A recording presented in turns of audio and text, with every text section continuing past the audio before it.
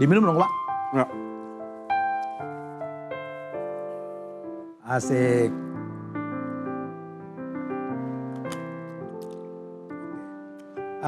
Pak Menteri, Ya.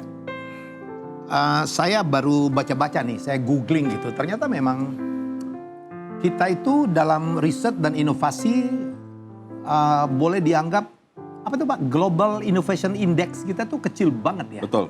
Ya. Ya. Kita cuma nomor 85. Dari 129 Ya, negara. Bahkan di ASEAN kita ASEAN kita nomor 2 dari bawah. itu ngukurnya dari mana Pak? Ngukurnya dari beberapa aspek, Aha. ya, termasuk tentunya pendanaan dari Pendanaan inovasi. kita kecil banget ya. Pendanaan kecil, Ya. kemudian juga hasilnya, outputnya. Paten internasional kita nggak banyak ya. Paten mungkin banyak ya, tapi Aha. yang namanya inovasi itu nggak bisa hanya berhenti di paten. Ya. Jadi kalau Mas Helmi bikin sesuatu, Mas Helmi bisa langsung klaim itu paten Ya. lewat Dirjen Tapi Haki ya. apakah Tapi pertanyaannya terpakai atau apakah tidak, ya? patennya itu ada yang beli dalam bentuk lisensi? Oke. Nah itulah sebenarnya kunci dari inovasi. Ya. Nah itu yang kita juga masih lemah. Selain memang betul yang menjadi paten pun juga masih relatif kecil. Meskipun ada kenaikan pada beberapa tahun terakhir. Saya dengar dana atau anggaran kita untuk research kita kecil sekali. Betul. Kalau kita menggunakan ukuran APBN atau rasio PDB lah ya. Ya. Dari PDB, maka total spending atau total investment untuk R&D dibagi PDB itu hanya 0,25%. Sehingga kalau saya gunakan total GDP kita 15.000 triliun, Ya. sekitar itu sekarang, itu berarti setahun itu cuma 37 triliun kira-kira. Dan 37 triliun itu Mas Helmi yang menarik lagi, kalau kita lihat siapa yang berkontribusi, siapa yang berinvestasi, 80%-nya pemerintah. Swastanya cuma, atau non-pemerintah lah, termasuk swasta cuma 20%. Padahal negara lain itu partisipasi Negara lain swasta itu malah terbalik. terbalik, swasta lebih banyak ya Pak? Jadi pertama, presentasinya lebih besar. Saya ambil Korea deh, supaya langsung kita melihat best practice lah ya. Ya. Korea itu kalau rasionya tadi 4,3%. Tertinggi di dunia memang. Ya. Jadi bayangkan Korea tertinggi Kita di less dunia. than 1%.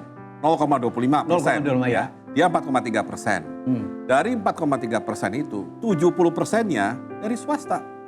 Jadi swastalah yang mendrive R&D di Korea. Swastalah yang mendrive inovasi. Nah pertanyaannya kok swasta bukan pemerintah?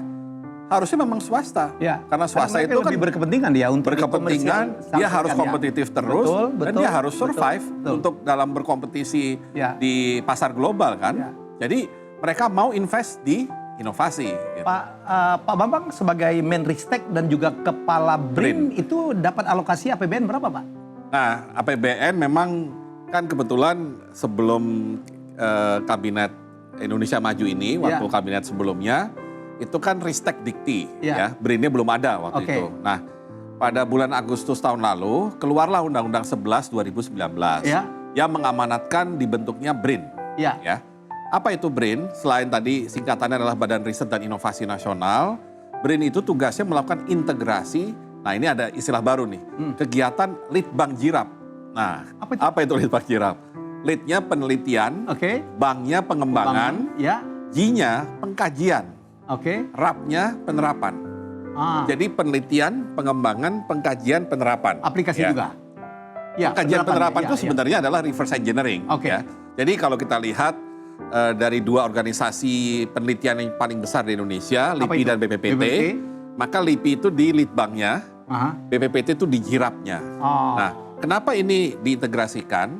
Karena memang seharusnya kalau Litbangnya sudah menghasilkan namanya invensi atau temuan, maka lanjutannya adalah dilakukan yang namanya hilirisasi dari temuan tersebut menjadi inovasi melalui kegiatan JIRAP. Ya.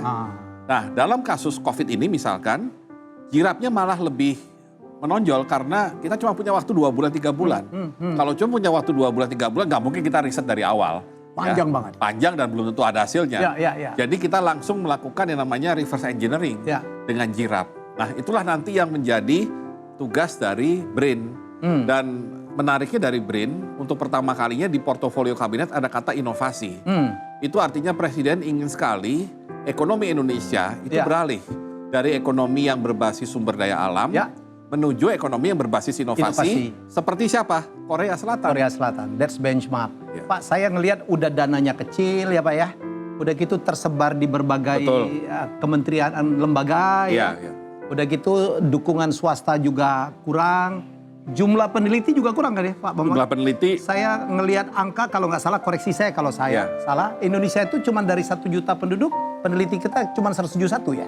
Ya, 100 jumlah. Sementara Korea 8.000 jumlah peneliti. Karena memang pertama profesi peneliti belum menjadi profesi.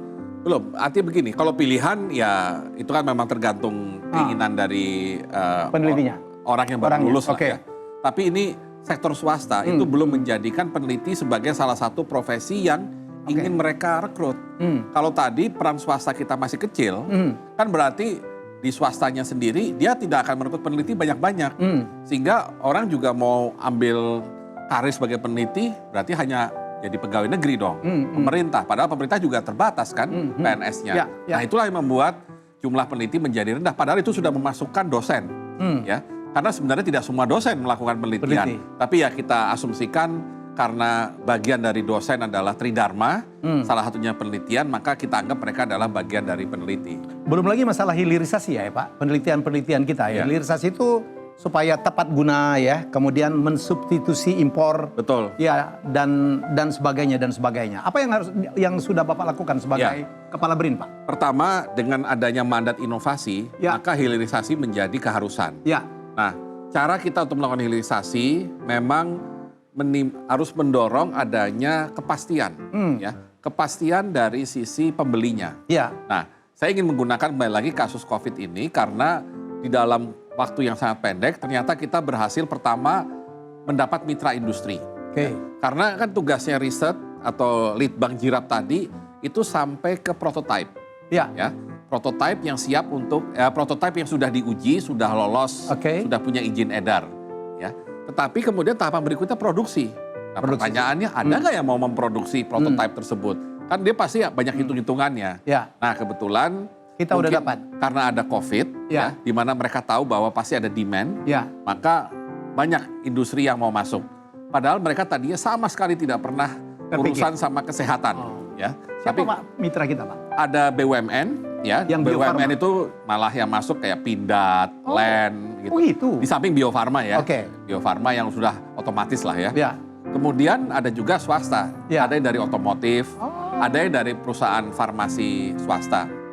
Nah, kemudian dari situ mereka ingin dapat kepastian. Nah, disitulah pentingnya pemerintah. Pemerintah harus bertindak sebagai pembeli. Jadi produk inovasi, bagaimanapun di tahap awal, pembelinya harus dari pemerintah. Karena tanpa ada jaminan pembelian, nggak ada yang mau untuk memproduksi. Yang meriset mungkin banyak, tapi yang memproduksi yang nggak mau. Sehingga akhirnya berhenti sebagai jadi prototype. Faktor komersial itu juga menjadi sangat jelas penting. Dan pemerintah harus di awal. Baik, kita dukung betul Pak, karena rakyat itu sudah menantikan betul ya bahwa pemerintah kita cepat menyediakan vaksin ya untuk agar bisa mengatasi COVID-19 yang sudah membuat kita semua kesulitan. Baik, kita akan lanjutkan perbincangan yang sangat menarik tapi setelah yang berikut ini.